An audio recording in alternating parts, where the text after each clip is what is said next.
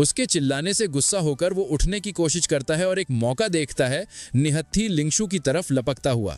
इससे पहले कि वो रिएक्ट कर पाती, वो उसे पकड़ लेता है और अपना चाकू उसके गले पर रख देता है, उसे बंधक बना लेता है। वो वोंग हन को घूरता है, अगर एक भी कदम आगे बढ़ाया तो इसे मार डालूंगा।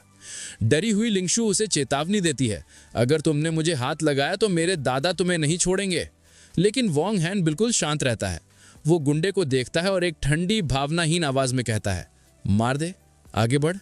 लिंगशु के गले पर लगे चाकू को नजरअंदाज करते हुए वोंग हैन धीरे धीरे उस घबराए हुए गुंडे की तरफ बढ़ता है, उसे ताना मारते हुए, अब तक अपनी धमकी पर अमल क्यों नहीं किया। जब वोंग हैन लगातार आगे बढ़ता रहता है तो वो ठंडे अंदाज में पूछता है, क्या तू डर गया। वो गुंडा पसीने से तरबतर और डरा हुआ उसे रुकने के लिए चिल्लाता है। एक पलक झपकते ही वोंग हैन उनके बीच की दूरी को एक झटके में तय कर लेता है। इससे पहले कि गुंडा रिएक्ट कर पाता, वोंग हैन तलवार के फ्लैट हिस्से को अपने अंगूठे और उंगली के बीच पकड़ लेता है, हथियार को पूरी तरह से रोक देता है।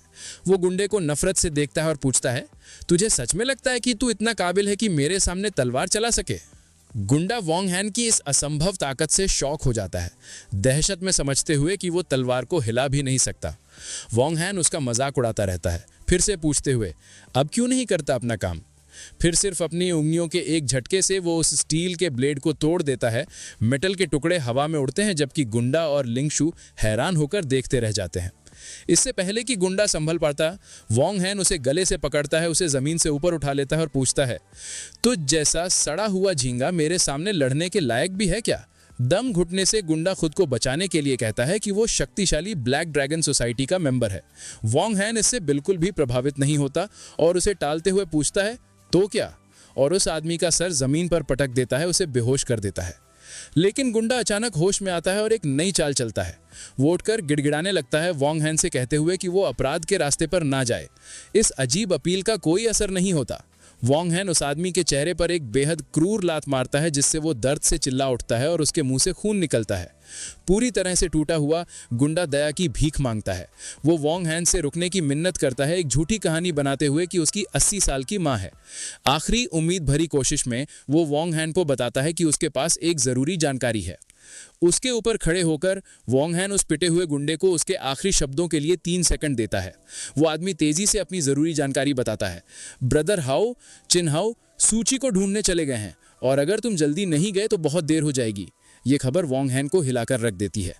गुस्से में कि गुंडे ने उसे ये जरूरी जानकारी पहले क्यों नहीं बताई, वो एक आखिरी जोरदार लात मारता है, उसे पूरी तरह से बेहोश कर देता है। ठीक तभी उन्हें दरवाजे पर जोर से खटखटाने की आवाज आती है। बाहर से आवाज आती है, हम पुलिस हैं।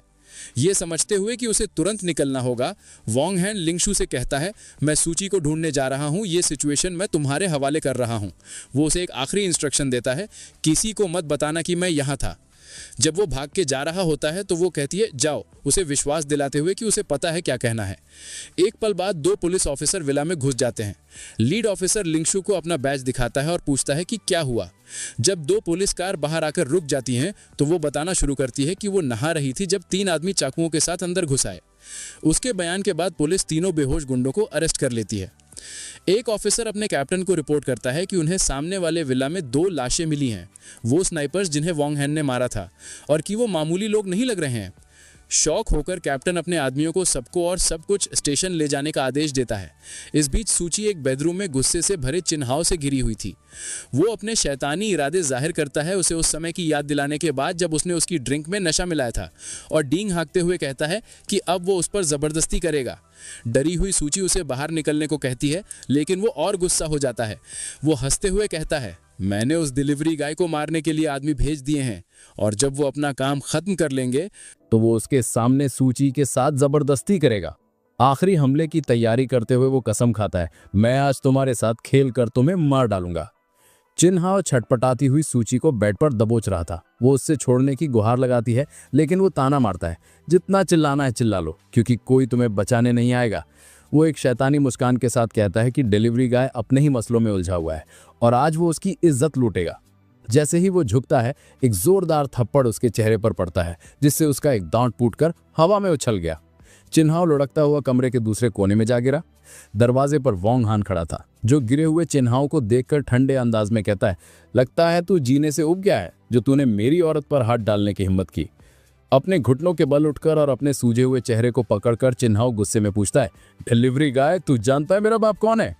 इस बात से बेपरवाह वोंग हान कहता है, तेरा बाप कोई भी हो, उसे तेरे जैसे बेटे की हरकतों की कीमत चुकानी पड़ेगी। गुस्से में चिन्हाओ उठता है और चिल्लाते हुए कहता है, मेरा बाप चिन गैंग है, जैंगनिंग शहर का सबसे अमीर आदमी, उसके खिलाफ जाना मौत को बुलावा देना है। फिर वो हमला करने के लिए आगे बढ़ता है। वोंग हान आसानी से उस अनाड़ी हमले से बच जाता है और एक जोरदार लात मारता है, उसे लूजर कहकर खारिज कर देता है। इस बार से चिन्हाओ उड़ता हुआ एक फर्नीचर से टकराता है और पूरी तरह बेहोश हो जाता है। वोंग हान फिर सहमी हुई सूची की तरफ मुड़ता है और नरमी से कहता है, डरो मत, सब खत्म हो गया है। वो उसे एक सुरक्षात्मक एहसास के साथ गले लगा लेता है, जबकि वो कहती है कि वो कितनी खुश है कि वो आ गया। वो उसे अपने पास रखता है और विश्वास दिलाता है, जब तक मैं तुम्हारे साथ हूं, कोई भी तुम्हें दोबारा हाथ लगाने की हिम्मत नहीं करेगा। इस बीच पिटा हुआ चिन्हाओ मुश्किल से उठता है और कमरे से बाहर लड़खड़ाता हुआ निकल जाता है और एक आखिरी धमकी बुदबुदाता है, बस इंतजार करो बदबूदार डिलीवरी गाय। जब तुरंत का खतरा टल जाता है तो सूची वोंग हान को देखती है और पूछती है, टाइम क्या हुआ है? कंफ्यूज होकर वो पूछता है, क्या हुआ?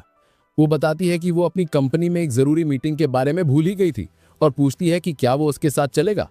एक गर्मजोशी भरी मुस्कान के साथ वोंग हान बिना हिचकिचाए हाँ कह देता है, मैं तुम्हारे साथ कहीं भी चलूंगा।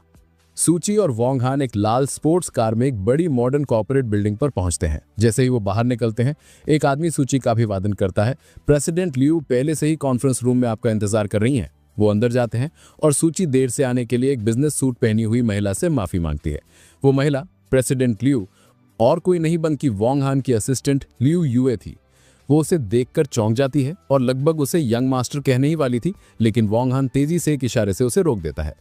तेजी से सोचते हुए वो उसके कंधे पर हाथ रखता है और ऐसे प्रिटेंड करता है जैसे वे पुराने क्लासमेट्स हों। इससे सूची हैरान रह जाती है, जिसे विश्वास नहीं हो रहा था कि वोंग हान और शक्तिशाली प्रेसिडेंट लियू एक दूसरे को जानते हैं। सूची इस इत्तेफाक पर कमेंट करती है और लियू यूए घबराहट में हाँ कहती है। जब सब बैठ जाते हैं, लियू यूए काम शुरू करने के लिए तैयार है और सूची शुरू करने के लिए सहमत हो जाती है।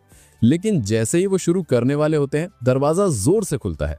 सूची के दादा, उसके पिता और सू परिवार के 2 और आदमी अंदर आते हैं, प्रेसिडेंट लियू की चापलूसी करते हुए, और कहते हैं कि वो कितने सम्मानित महसूस कर रहे हैं। वो जोर देते हैं कि इतने जरूरी प्रोजेक्ट के लिए वो लापरवाही नहीं कर सकते। चौंकी हुई सूची अपने दादा से पूछती है कि वो यहाँ क्यों है और लियू यूए अदब से उनका अभिवादन करती है। दादा बताते हैं कि वो नए डिस्ट्रिक्ट प्रोजेक्ट को लेकर इतने एक्साइटेड थे कि वो सीधे यहाँ चले आए। उनका दोस्ताना बर्ताव तब गायब हो जाता है जब उनकी नजर वोंग हान पर पड़ती है। वो गुस्से में सूची से पूछते हैं, तुम इतनी जरूरी मीटिंग में एक बाहर वाले को क्यों लाई हो? सूची अपनी बात पर अडिग रहती है, अपने दादा को याद दिलाते हुए, क्योंकि मैं इस प्रोजेक्ट की इंचार्ज हूं तो ये मेरा हक है कि मैं किसे साथ लाऊं। इससे उसके पिता सू जानविया गुस्से में हो जाते हैं, जो उस पर चिल्लाते हैं, कब से तुम कंपनी के लिए बोलने लगी हो? वो उसे नीचा दिखाते हुए कहते हैं, तुम्हारे पास कोई क्वालिफिकेशन नहीं है, अपनी सीट अपने भाई के लिए छोड़ दो और जाओ प्रेसिडेंट लियू के लिए पानी लेकर आओ। आखिर में एक और आदमी सूची का अंकल सू जियानझांग आखिरी वार करता है। वो घमंड से सूची से कहता है, अब से कंपनी के सारे मामले सूले को सौंप दिए जाने चाहिए। तुम्हारी शादी जल्द ही होने वाली है, अपनी जगह समझो। जब सू परिवार सूची को किनारे करने की कोशिश करता है, वोंग हान आखिरकार बोलता है। अपने हाथ सीने पर बांधे और एक तेज नजर के साथ वो उनसे पूछता है, तुम लोग समझते क्या हो खुद को? ये प्रोजेक्ट शुरू में सूची को दिया गया था, आप लोग उससे उसका हक नहीं छीन सकते। इससे सूची के दादा गुस्सा हो जाते हैं, जो वोंग हान पर चिल्लाते हैं, चुप रहो, तुम्हें यहाँ बोलने का कोई हक नहीं है। सू ले भी एक घमंडी मुस्कान के साथ शामिल हो जाता है, सूची का मजाक उड़ाते हुए कि उसका बॉयफ्रेंड एक डिलीवरी गाय है। फिर वो अपने दादा को बताता है, मैंने सुना है कि वो इस आदमी के बच्चे की माँ भी बनने वाली है। ये खुलासा दादा को गुस्से से भर देता है। वो वोंग हान की तरफ इशारा करते हैं और सूची को आदेश देते हैं कि इस घटिया कचरे को तुरंत बाहर निकालो, ऐलान करते हुए कि वो और उसका कुत्ता कंपनी से बैंड है।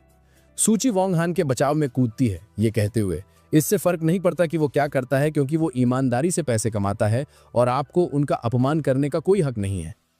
उसका विरोध उस बुजुर्ग आदमी को और गुस्सा दिलाता है। ये देखते हुए कि सिचुएशन बिगड़ रही है, वोंग हान सूची के साथ जाने के लिए उठता है। वो अपने परिवार से कहता है, तुम लोग बेशर्म हो, और अपनी शर्त दोहराता है, ये प्रोजेक्ट सिर्फ सूची ही हैंडल करेगी। दादा उससे भिड़ जाते हैं, एक मामूली डिलीवरी गाय को डिमांड रखने का क्या हक है? जवाब देने के बजाय वोंग हान घबराई हुई लियू की तरफ मुड़ता है। वो उसे आराम से ओल्ड क्लासमेट कहता है और उसे एक एहसान करने को कहता है। वो कहता है, सूची मेरी मंगेतर है और ये प्रोजेक्ट सिर्फ उसे ही दिया जाना चाहिए। उसकी कमांडिंग नजरों के दबाव में लियू यूए ना चाहते हुए भी मान जाती है। सूले चौंक जाता है और बहस करने की कोशिश करता है। प्रेसिडेंट ल्यू को बताते हुए कि सू ची गैर जिम्मेदार है और कंपनी के बारे में कुछ नहीं जानती। जोर देकर कहते हैं कि वो एक बेहतर विकल्प होगा, लेकिन ल्यू युए वोंग हान के आदेशों का पालन करते हुए उसे नजरअंदाज करती है और सीधे दादा से बात करती है। वो कहती है कि उसकी कंपनी सिर्फ सू ची के साथ काम करेगी। अगर सू परिवार सहमत नहीं हो सकता तो हम कोई और पार्टनर ढूंढ लेंगे। दादा हैरान रह जाते हैं और उसके बॉस से बात करने की मांग करते हैं। ल्यू युए एक आखिरी और सबसे करारी चोट करती है। वो उन्हें बताती है कि उसके पास पूरा अधिकार है और वो परिवार के मुखिया उसके बॉस से मिलने के लायक नहीं है। ये कठोर शब्द उस बुजुर्ग आदमी को पसीने से तरबतर कर देते हैं और वो बिल्कुल चुप हो जाता है। अपने परिवार के सामने पूरी तरह से हारा और अपमानित महसूस करता है। पूरी तरह से हारकर सू ची के अंकल सू जियानझांग तेजी से अपना सुर बदलते हैं। वो प्रेसिडेंट ल्यू से कहते हैं गुस्सा मत होइए और उन्हें विश्वास दिलाते हैं कि वो उनकी मांगे पूरी करेंगे, सू ची को इंचार्ज बनाने के लिए सहमत होते हुए। उसके ससुर भी सहमत होते हैं, कहते हैं जब तक हमें पार्टनरशिप मिलती है तो ठीक है, अगर सू ची ही इसे करें। संतुष्ट होकर ल्यू युए कहती है कि वो आज ही कॉन्ट्रैक्ट साइन करेंगे। अब कंट्रोल अपने हाथ में लेते हुए ल्यू युए सू ची के पास खड़ी होती है और बाकी सू परिवार को भेज देती है। वो उन्हें कहती है मुझे और सू ची को कॉन्ट्रैक्ट की डिटेल्स अकेले में डिस्कस करनी है, आप लोग जा सकते हैं। विरोध करने की कोई शक्ति ना होने के कारण सू जियान ने सिर्फ सहमत हो सकता है और वो अपने हैरान ससुर को कमरे से बाहर ले जाने में मदद करता है। जब हारे हुए आदमी बाहर निकलते हैं, सू ले अपने पिता से विरोध करने की कोशिश करता है, लेकिन उसे जल्दी से चुप करा के बाहर भेज दिया जाता है। जब वो चले जाते हैं, वोंग हान दरवाजे को बंद होते हुए एक मुस्कान के साथ देखता है, सोचते हुए क्या जोकर्स हैं ये लोग, खुद चलकर अपनी बेइज्जती करवाने आए थे। ल्यू युए फिर प्रोफेशनल तरीके से कॉन्ट्रैक्ट सू ची को रिव्यू करने के लिए देती है। इस बीच कहीं और एक ऑफिस में गुस्से में भरा सू ले अपने पिता सू जियानजैंग से भिड़ जाता है, पूछते हुए आपने उस सू ची को इंचार्ज कैसे बनने दिया। सू जियानजैंग शांति से अपनी डेस्क पर बैठा उसे चिंता ना करने को कहता है, मेरे पास एक प्लान है। जब सू ले अपने चाचा सू जियान ये को जाने को कहता है तो उसका पिता उसे रोकता है, हम सब एक ही तरफ हैं। फिर वो एक चौंकाने वाला पारिवारिक राज खोलता है, सू ची मेरी असली बेटी नहीं है। सू ले और सू जियान ये दोनों हैरान रह जाते हैं। सू जियानजैंग पूछता है कि क्या उसकी भाभी ने उसे धोखा दिया, लेकिन सू जियान ये सच बताता है। वो बताता है मेरी पत्नी यांग हुईमेन बच्चे पैदा नहीं कर सकती थी, इसलिए हमने सू ची को गोद लिया था। फिर वो शिकायत करता है और अब उसने एक डिलीवरी गाय के साथ उलझकर परिवार को शर्मिंदा कर दिया है। सोच में डूबा सू जियानजैंग पूछता है, सू ची के असली माता पिता कौन हैं? सू जियान ये इस सवाल को टाल देता है, मुझे नहीं पता, शायद वो मर चुके हैं, उसके पास बस एक बेकार जेड पेंडेंट था। बेसब्र सू ले बीच में बोलता है, अपने पिता का प्लान सुनने के लिए उत्सुक। एक शैतानी मुस्कान के साथ सू जियानजैंग अपनी स्कीम बताता है। वो कहता है अभी इंतजार करो और सू ची को प्रोजेक्ट संभालने दो, जब वो सारी मेहनत कर लेगी तो मेरे पास उससे वो छीनने का एक तरीका है। प्लॉट को समझते हुए सू ले के चेहरे पर एक कॉन्फिडेंट शातिर मुस्कान आ जाती है।